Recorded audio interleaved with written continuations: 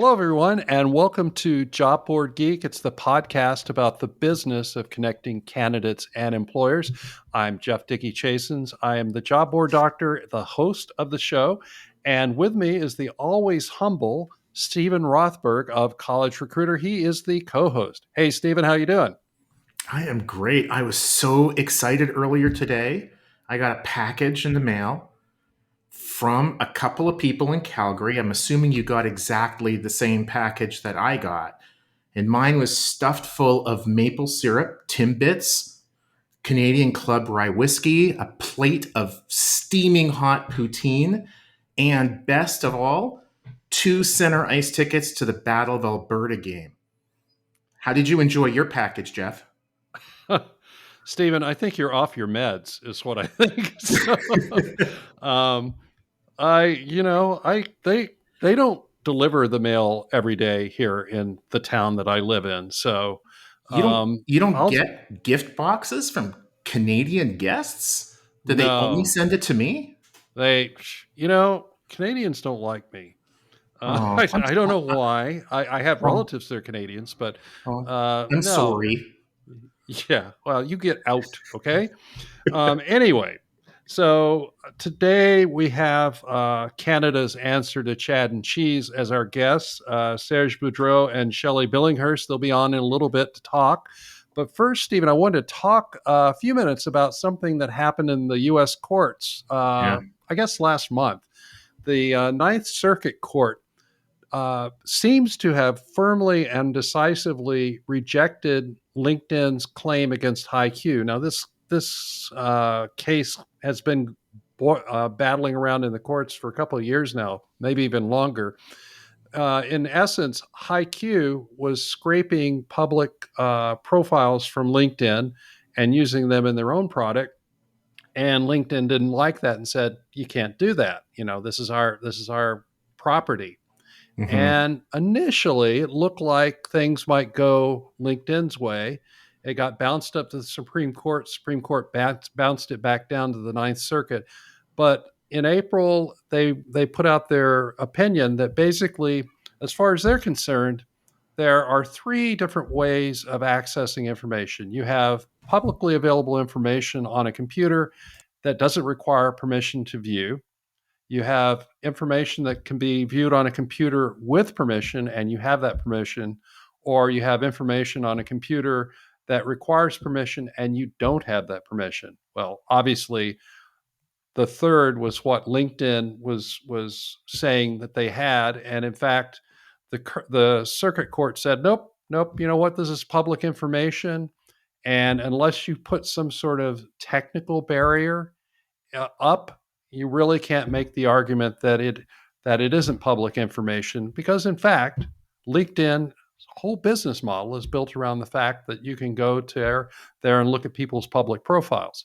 So, to me, it looks like this case is honestly and truly dead. But you know what, listeners? I don't know if you know this, but Stephen is a lawyer. He's also Canadian. I'm not sure that has anything to do with this particular case, but I just thought I'd throw that in there. And Stephen, what do you think about this? What's your opinion on it? Yeah. So, I went and graduated from law school, so therefore technically a lawyer, but really only practiced for a year. So definitely, I'm about the last person you'd want to take any kind of legal advice from. I was really surprised that it ended up this way. The way back in, I think, 1867, when I went to law school, we talked about this case where a telephone book publisher essentially wanted to grab all of the phone information from a rival's phone book, publish it in their own, and kind of package it in a new way. And that was allowed. They couldn't reproduce exactly the same pages and sell it that way. So I suppose that this is similar to that. HighQ, which I think is named after a 1980s soda, but I they have what they're basically doing is they're grabbing the data like Google would, and if you Google anybody's name, probably their profile on LinkedIn is going to come up first. So for LinkedIn to argue that this is non-public and nobody has permission to see it I thought that was a stretch at best. But what HighQ then does with it is more like the phone book publisher, where they kind of package it together and then they turn around and sell it. Right. And LinkedIn's in a tough situation, because if everybody out there can grab its data and present it in a different way, maybe less expensively, whatever, that really is going to hurt LinkedIn. The answer is put everything behind a password protected wall, but then they lose all of their search engine traffic. So it's a little bit of a damned if you don't do, damned if you don't. At the end of the day, in my mind, LinkedIn won. HighQ's out of business. And anybody who is thinking of pulling a HighQ by going and using LinkedIn data like this is going to know that they're going to be buried under millions and millions and millions of dollars in legal fees. So even if legally HighQ wins this, I think from a practical standpoint, it's an incredible chilling effect on the ability of anybody to use LinkedIn data. Yeah. I think you're right on that. And, coincidentally, today I was talking with a client, and they were throwing out an idea that was analogous to this. And I was saying, you're going up against some really deep pockets, and you're probably right. But being right is just going to make you poor. It's not going to make you money. So I think that's just the way the world is. It's not fair, but who said it was? So anyway, today I feel very fortunate to have two guests on here that have had us on their very well-known, internationally renowned podcast, the Recruitment Flex, Serge Boudreau and Shelley Billinghurst. And so I want to welcome you folks to JobBoardGeek. How are you doing? I'm great. Thank you so much for having us on your show. This is really special. Great. I wouldn't call it special, and I think that's a little bit of a stretch, Shelley. You're just being overly nice. Serge, you said you would be on your best behavior. Now, come on. Okay, I'm sorry. Yes, and be your charming self. Okay, I'll be my charming self. Yeah, it's an honor to be on Job Board Geeks. You know how much respect I have for Jeff, and a little bit for Steven, but especially for Jeff. Yeah. When you're intoxicated, it's easier to have respect for me. Yeah. Serge always knows the right thing to say at the right time, and I'm sure Shelley would back me up on that. So, well, I'm going to throw this out to both of you guys, because both of you come out of the recruiting industry from different places. And so, why don't you tell me a little bit about your background, your origin story, how you became the superheroes that you are today. Shelley, why don't you start out? Well, thank you. Because, if you'd let Serge start, it'd be 20 minutes before he took a breath. Exactly. Okay, I'll be nice. I'll be nice from now on. So recruiting is my passion. I had my first recruiting job in 1994, and I knew within 3 days that I'd found my life's work.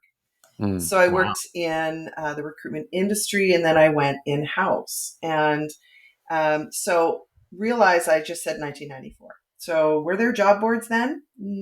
Actually. Yes. But did anybody know what they were? Yes, it was kind of those early days, very early days. Roll the clock forward to the year 2011, I think, 2010. 2010, I met Serge. I, at that time, was leading a pretty significant talent acquisition team at a corporation. And one of our vendors was Canada's largest job board. And Serge was my account manager. And, the relationship has continued, even though it was a little rocky to start with. But our relationship has continued. It's actually blossomed. Because once Serge was my account manager, and then he went over to work for Indeed, and he approached me and said, "Hey, what do you think about being an ad agency?" And I went, "Let's do it." So it was actually Serge's introduction that started me on the path of Higher Value, my company, becoming a recruitment, marketing, and advertising agency. So I owe him a lot. I spend, hundreds of dollars a year sending very extravagant gifts, mostly just to his family, never to him, thanking them. Because then during the pandemic, Serge and I decided, we talk all the time about recruitment and what's broken and, what's working, we both love technology.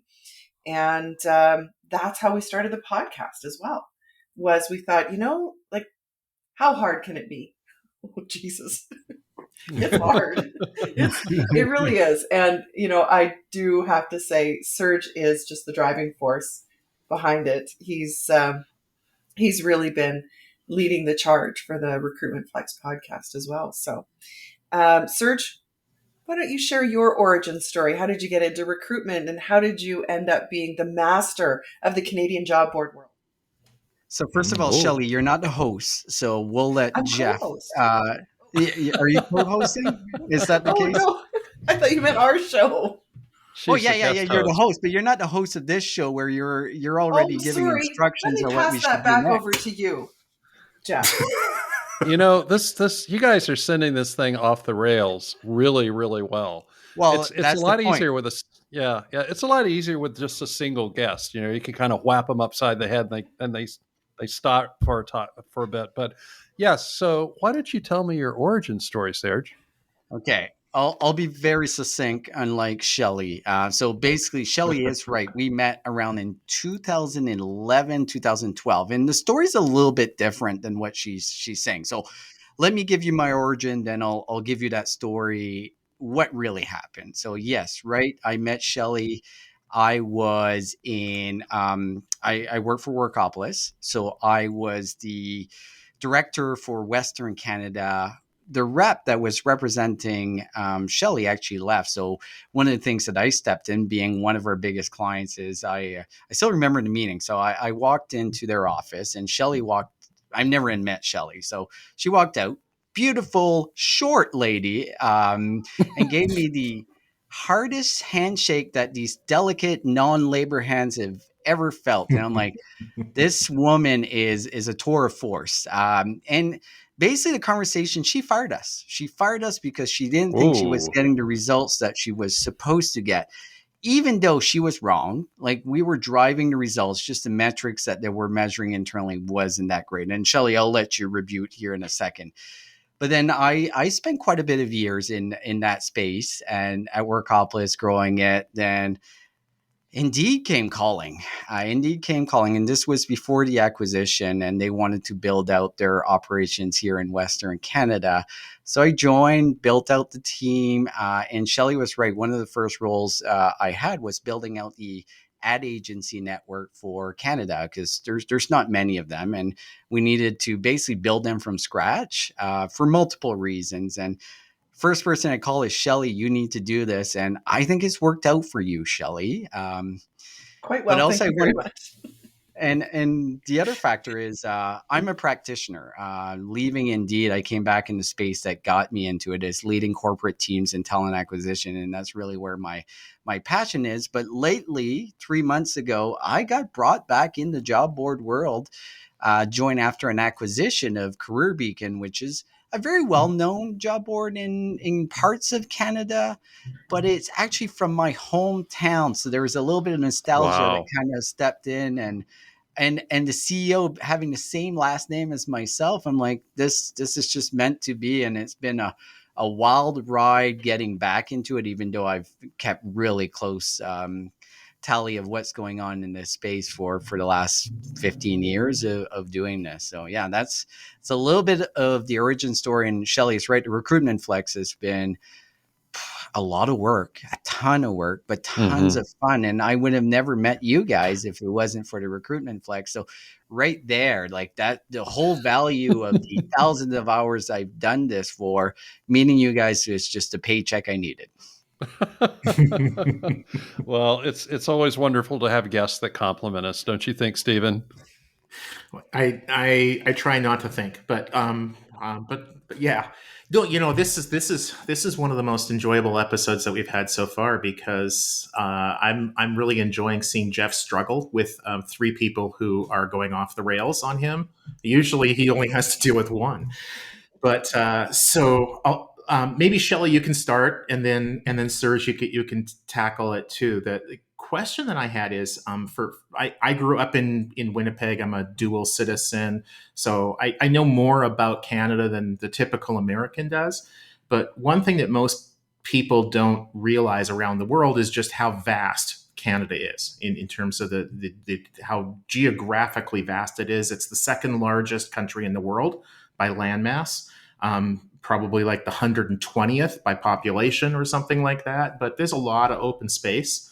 And one thing that I can see when I go to Canada, even today, is there are significant differences culturally, how business is done, how you just even order things in different areas of the country. It's the US is much more homogenous than that, despite having some significant regional differences in the US. Canada is much more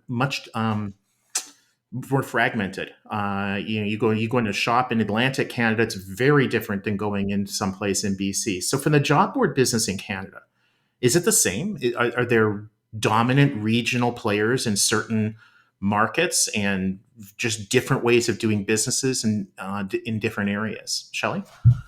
So I love that you connected the dots on that, because you're absolutely right. The way business is done in Vancouver, how businesses operate in Vancouver, what industries, just even the way they approach their employment law, it varies slightly across Canada.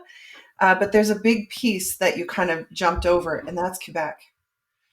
Quebec is a Right. very, very different market. They even have different laws, different employment laws. So when it comes to, when you've got companies that have operations across the country, yes, there are very distinct differences, which makes it complex for employers for sure.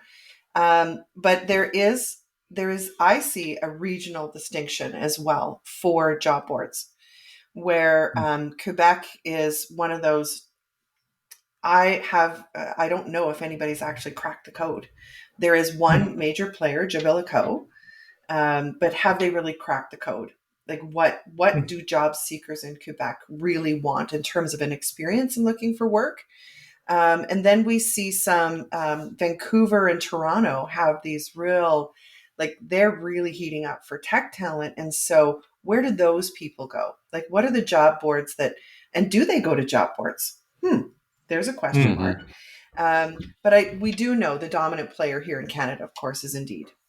Then we go out to, and I don't want to steal Serge's thunder, because there is the dominant player in Atlantic Canada, and it's an anomaly because even in places like Quebec, where we've got Jabilico, there's still, I'd say, a 50-50 split for what candidates want in that experience. But when you get out to the Atlantic provinces, I can't explain it. So I think I'm going to have to hand that one off to Serge. What is happening in Atlantic Canada? What are they doing right? I think. Well, there I go again. Am I controlling the interview? There you go. I'm so I'm sorry, going to Jeff. jump in. Steven, And I'm going to agree with you, Shelley, on how it's fragmented. But it's interesting because the majority of our population is based in two provinces. So Ontario drives most of the population across Canada. We have 40 million. Just the GTA, so Greater Toronto area, you're covering almost like 15 million people in just one segment. But generally what we're seeing in this job board, yes, there's Jabilico in Quebec, but if we really dig in deep, Jabilico's traffic is almost non-existent if you look at the big picture, because in Canada, like we have a working population of around 20 million, a little bit more than that. And Indeed drives around 12 to 15 million unique visitors a month. When it comes to client market share, they have 85%. So we are fragmented, but not really, because Indeed is dominating in most markets, and they're even dominating in Quebec. Is the market share is not as dispersed as it is maybe in Quebec, but they're in Ontario, but they're dominating. Atlantic Canada is really interesting because Career Beacon kind of has a firewall, and partly Atlantic Canada is kind of a firewall in a sense. Is Quebec is very different. Atlantic Canada is different in its own way because it's got a very unique culture when it comes to French and English. New Brunswick is the only bilingual province in the country. There's a lot of local type of approaches when it comes to business. So Career Beacon has been able to have more than 50% market share in one market, but the rest of the country is very dominated by Indeed. And the numbers are interesting because the unique visitors on Indeed are insane. Like 15 million is in this type of market, like 85% of traffic is just, it's crazy. But then we look at the other players, there's no one close. Like if you look, there's Indeed. The number 2 when it comes to traffic is Workopolis, which is owned by Indeed.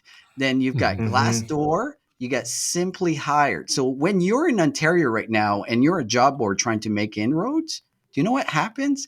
That SERP page, so that search results page, is all Indeed. Like you cannot break through as a job board in the biggest market. So they're going to have a dominance in this Canadian market for a long time, even though I think they suck lately. But they just, this is where the job seekers are going right now.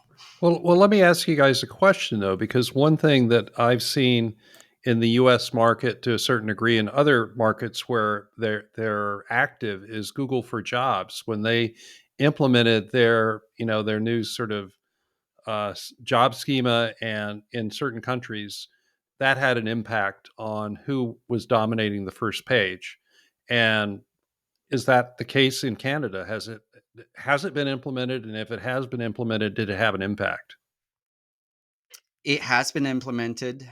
It's still shit. The job quality and is just horrible. It hasn't improved. Even I think they made the changes in October. And Shelley, you might have seen it differently, but working with their schema and looking at the job seeker experience on it, we all know that generally job seekers start on Google, and Google has such a unique opportunity to take advantage of that. But they just have it in Canada, and it's been helping other job boards more than, but not dramatically. Like we're not seeing, like Indeed is not scared of Google for Jobs in this local market. But for a local niche, when I say niche, we're not niche, but like for Career Beacon, it's helped us. It puts us on a map. It actually drives a fair amount of traffic, but nothing significant. And be like, Indeed is going to be scared of us or other players that we're seeing. Like, cause we're seeing like Job Illico, but Job Illico's traffic is nothing. But then we've got like some province with a regional board doing well, like SAS Jobs in Saskatchewan does really well, and they rely on Google for Jobs. So they've seen actually an uptick in traffic as we're seeing all the other job boards seeing a decrease all across, except Indeed, Career Beacon, and SAS Jobs are the only ones that are seeing uptick in traffic. And I think it's partly because the work we've done with Google for Jobs in these 2 job boards that have helped us, but we're talking like 2% increase. Like it's not significant. So I have one other question, and then we'll probably have to wrap this up. But this is fascinating to me in the sense that, I've had a number of Canadian clients. They've all been niche job boards, none of the big boards. But in Australia, Seek effectively froze out Indeed. They basically just said, we're not going to let you get our jobs. And when Indeed couldn't get their jobs, they're there, but they're not a player. They really don't have anything. And it surprised me that Workopolis didn't do the same thing, because they really had a lock on the Canadian market for a long time. Was that just incompetence, or was that in fact Workopolis said, well, maybe they'll take us over? I think the proximity. Oh, sorry, Shelley. I'll start on this one. I think the biggest factor is the proximity to the US compared to Australia. Our behaviors are very similar. So when Indeed started really taking over the search results pages and having all the jobs, where Workopolis, we were basically a duration-based type of advertisers. And we did try multiple ways of getting more traffic, but we never focused on SEO till it was too late. And before we realized, we looked at the numbers and it's like, oh crap. Yep. Indeed is almost doubling our traffic before we even realized it was happening. Obviously, I was focused on the sales side, and I wasn't involved on that end, but I know from my perspective, that's what happened. Because we could have, very similar to Seek, we could have kept that market share. And you still look at this day, even it took a long time for Indeed to really make a big dent on Workopolis. It took like 7-8 years. And even when they bought them, Workopolis was still doing okay. Not great, but they were doing okay. They had a very sustainable business. Yeah, I'd say there's probably a reason why they bought Workopolis, because they weren't able to make as much forward momentum in the market as they wanted to. But I don't know what, Shelley, you were sort of looking at this from a different perspective. Obviously, you didn't have any skin in the game in terms of who succeeded. How did you look at it? Well, that's really, when Serge tells a story about our first meeting, he comes in, he's the director of Western Canada, and I'm saying, well, we're canceling. We're canceling you. Like, we were not getting, even though he's disputing it, I'm telling you, we were not getting applicants from Workopolis, which was such a shame. I was a huge fan. It was really encouraging, but Workopolis, I think, was also purchased by a media company. Is that right, Serge? Am I remembering that correctly? But they were not investing in new technology. And I said, well, what are you guys doing? And I got crickets as a customer.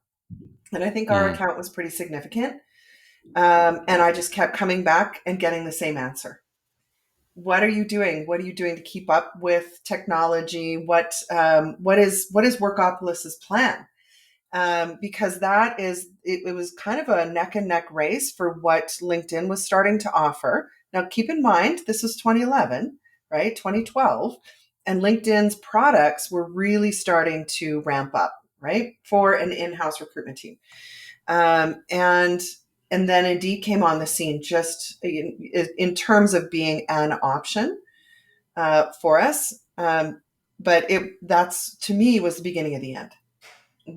I didn't see them investing in themselves. They had a great brand. Their brand presence and what they must have spent on marketing and branding Workopolis was unequaled. Like, they were a household name across the country.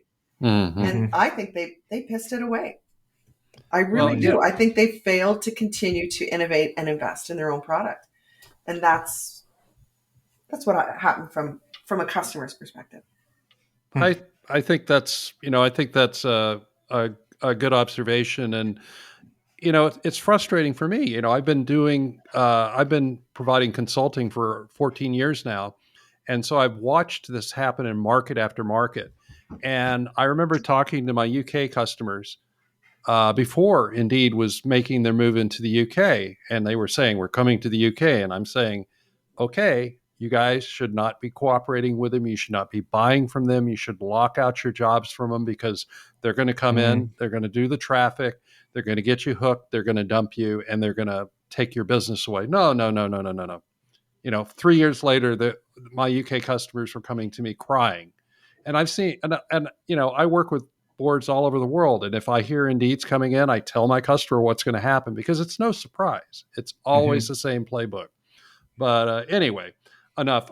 And full disclosure, I should say that my nephew is one of the high ups in Indeed in Quebec. So we always have fun making fun of the Borg when we meet each other. So anyway, folks, this has been great having you on. Just as much fun as I thought it would be. Too bad we couldn't broadcast some of the stuff that was said before we started recording. But that's probably better for the audience. But anyway, Shelley, if our folks want to get in touch with you and talk to you more, how do they do that? Thank you so much. I can be reached on LinkedIn, and it's Shelley with an EY, Billinghurst. I think there's a few Billinghursts on there maybe, but not many. And so I'm the one with Higher Value Inc. Or through our company page on LinkedIn and our website for the Recruitment Flex podcast. Perfect. Well, thanks for coming on. Thank you And so much. Yep. And Serge, how do people get in touch with you if after listening to you, they want to talk to you? Well, they can find me on my OnlyFans page.